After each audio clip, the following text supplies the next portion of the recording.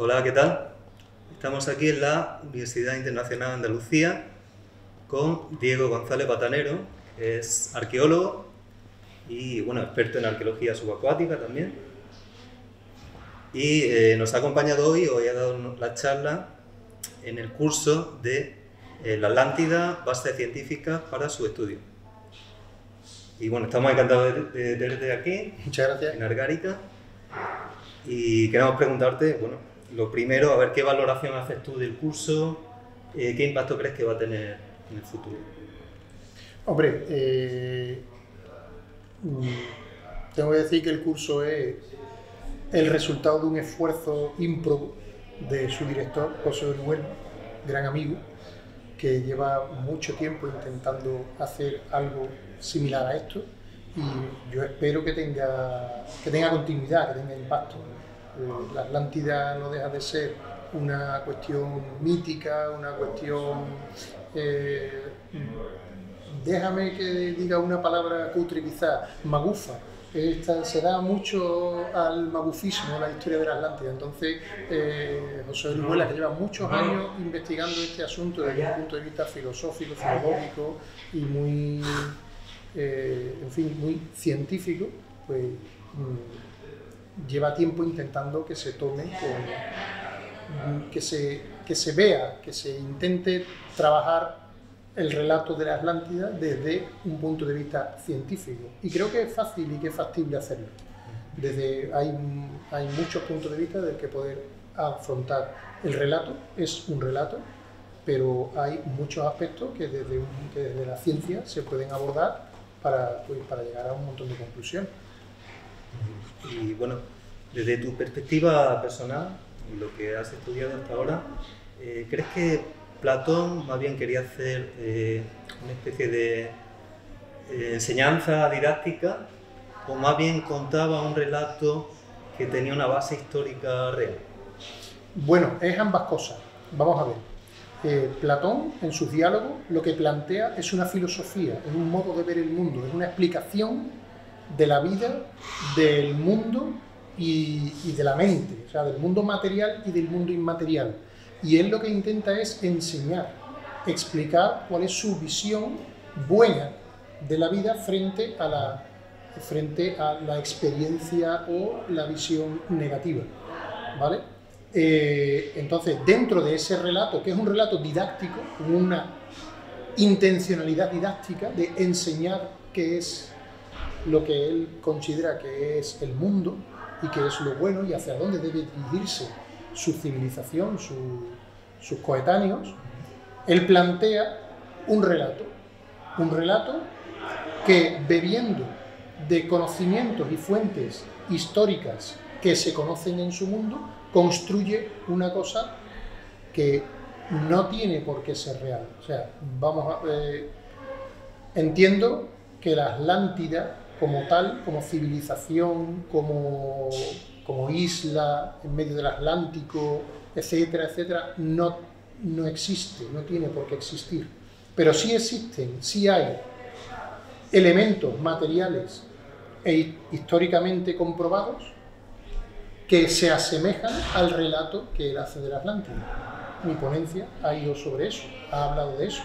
En Heródoto hay elementos de los cuales bebe directamente Platón para trasladarlos a la Atlántida, pero Heródoto habla de Babilonia, habla de Ecbátana, habla del creciente fértil, por ejemplo, y esa misma idea, ese mismo relato, esas mismas descripciones que hace Heródoto, las plantea Platón sobre la Atlántida.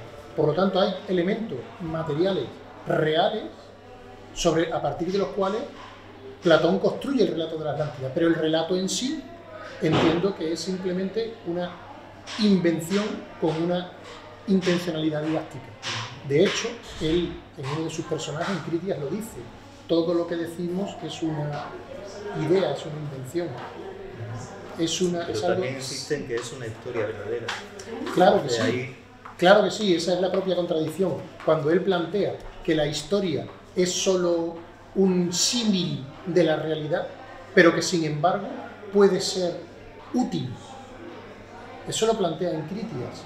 En el diálogo de Cristian lo dice claramente, que la historia no es real, es solo una idea, ¿vale? Es un símil de la realidad, pero que puede ser útil para la enseñanza, para la didáctica, para la realidad, para explicar la realidad.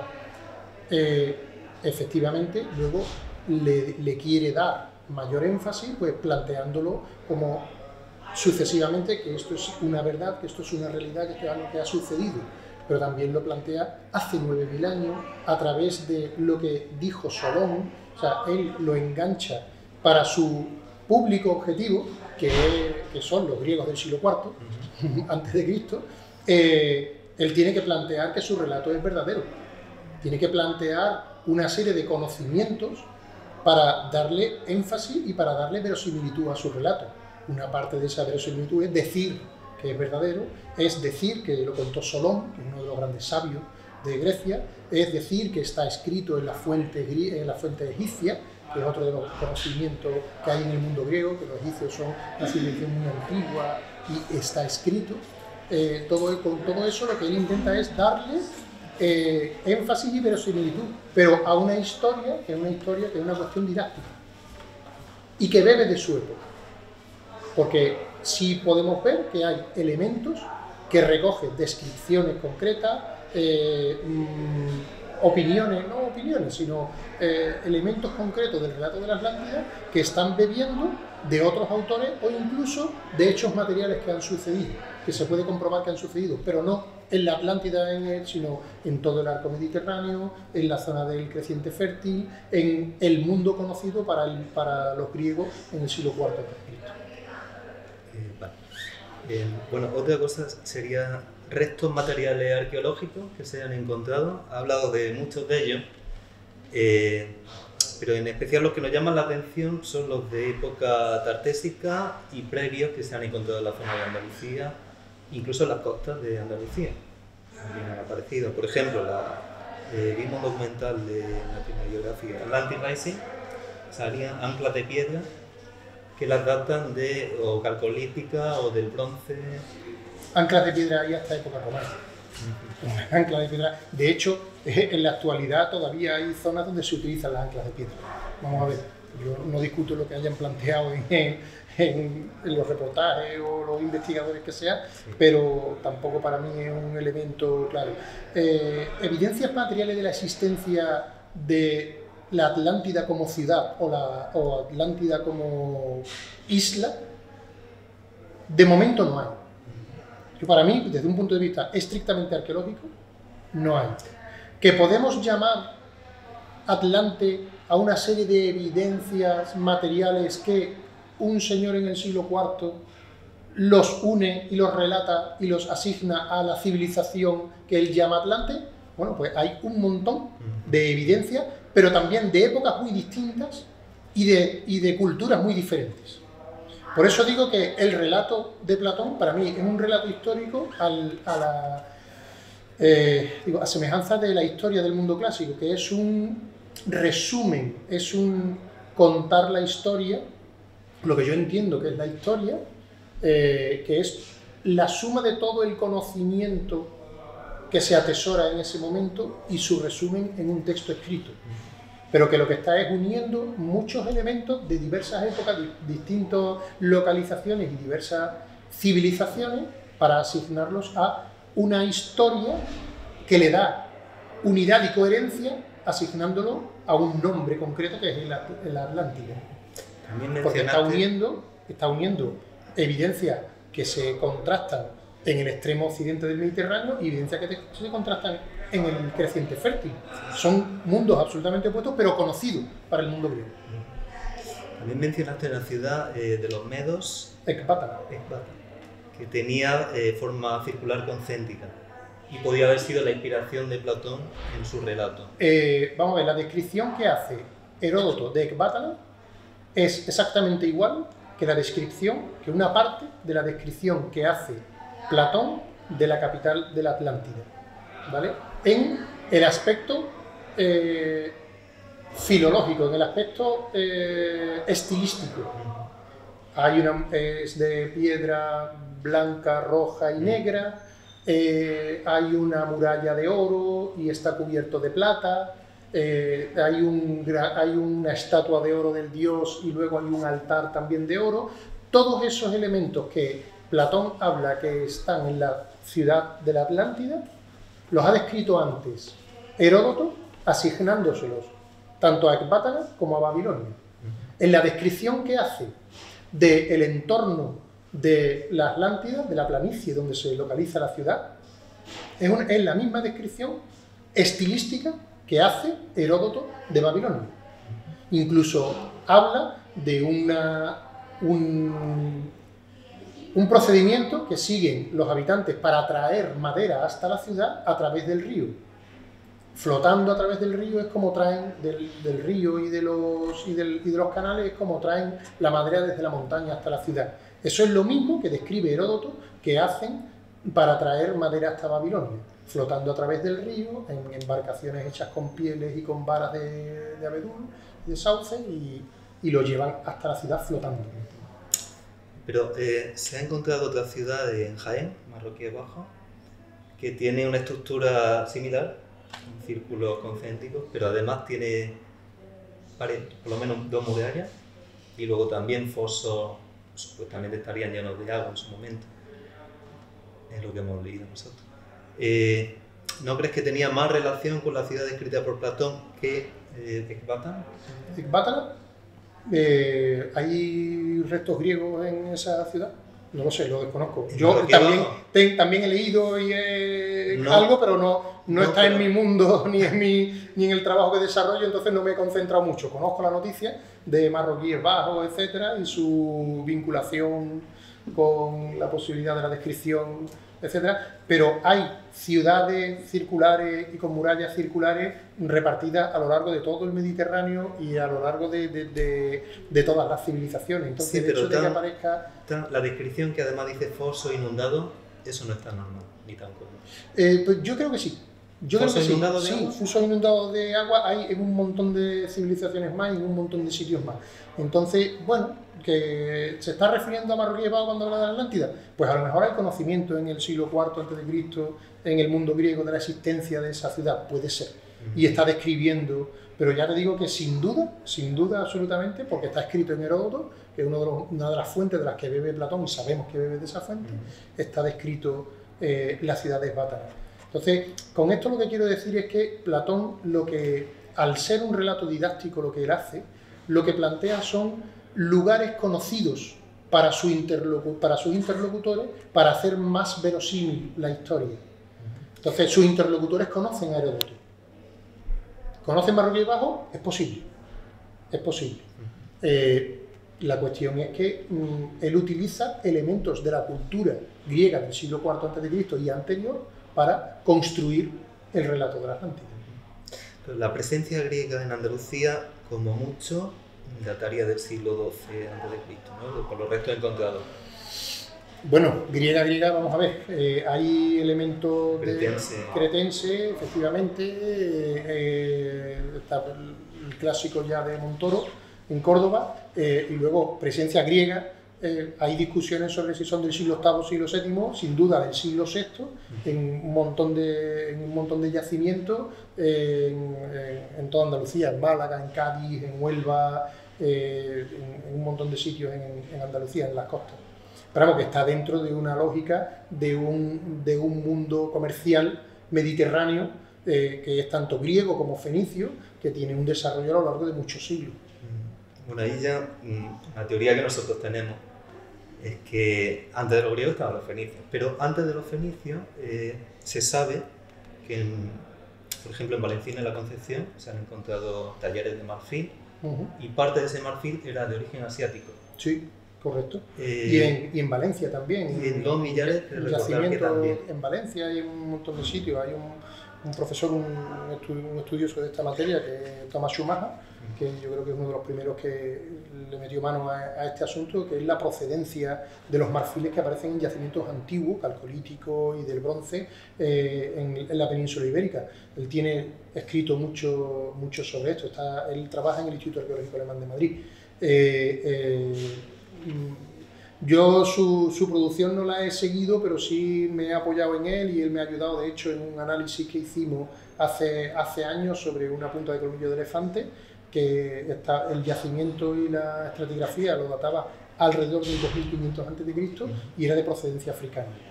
Creo recordar, esto solo hablo de memoria, pero que sí él veía una cierta traslación tanto de elefante africano, o sea, de elefante africano y elefante asiático, o sea, de una preeminencia de uno frente a otro en determinadas épocas. No recuerdo exactamente, pero por ejemplo sí te puedo decir que eso está muy recientemente publicado. En La Joya, en Huelva, hemos excavado una serie de tumbas donde aparecen marfiles que proceden de dientes de hipopótamo, por ejemplo, pero hay varias piezas en distintas tumbas que proceden del mismo hipopótamo, incluso. O sea, hay comercio, estamos hablando del siglo VI, siglo VII a.C., hay comercio más que demostrado del mundo griego, del mundo fenicio, del mundo mediterráneo oriental con el mundo occidental. Entonces, ese es otro de los elementos que yo planteo que utiliza Platón en sus diálogos para plantear el relato de la Atlántida. Es un hecho conocido por el mundo griego la existencia de tierras más allá de las columnas de Hércules, de un comercio regular que se prolonga durante muchísimos cientos de años. Por eso, sí. Por eso pensamos que quizá la parte que él dice que Solón visitó Egipto y recibió de ahí la historia tiene viso de ser real. ¿Por qué? Porque antes que los griegos, toda la gente que estuvo en el creciente fértil ya había visitado esta zona, por los restos de elefante asiático, por ejemplo. Y también por la expansión cultural que sabemos de la cerámica cardial, que viene de allí, y poco a poco llegó a la península ibérica. Los tolos, por ejemplo, también sabemos que pueden tener un origen asiático. Los primeros enterramientos. Yo ahí me vas a perdonar, pero no quiero meterme en ese mundo, bueno, no porque sobre eso hay un montón de opiniones. Los tolos, el mundo megalítico, el mundo... O sea, hay un montón de opiniones y un montón de investigaciones todavía por hacer sobre si es antes en un sitio o en otro. Sí, eso sí, ya... no está claro. No ahí está no claro. lo voy a... Ahí no está claro si fue antes en un sitio o en otro, pero sí está claro que hubo algún tipo de relación para que la cultura se difundiera. Relación la hay porque hay elementos de Oriente traídos a Occidente y de Occidente llevados a Oriente. Eso sin duda, y además en épocas muy diversas. Una de las cosas que he comentado, por ejemplo, en la charla es que hay elementos del Oriente Mediterráneo que llegan incluso hasta las zonas de Suecia y de Dinamarca, hasta las costas de Suecia y de Dinamarca, en el 1700 a.C. O sea, si estamos hablando de un comercio a tan larga distancia, tanto terrestre como por mar, pues imagínate en medio qué es lo que puede haber pasado, ¿no? Bueno, luego ya, como decíamos, queda descartada la posibilidad de que hubiera una isla en el Golfo de Cádiz que quedara destruida por algún evento sísmico o maremoto. Eso lo deben responder los geólogos, yo no puedo entrar ahí. Bueno, como arqueólogo, ¿qué haría falta si hubiera restos de eso? Si hubiera restos arqueológicos, ¿qué haría falta para investigar seriamente? Para hacer una investigación seria sobre si hubo algún tipo de isla en la zona del Golfo de Cádiz y quedaron restos de su hundimiento.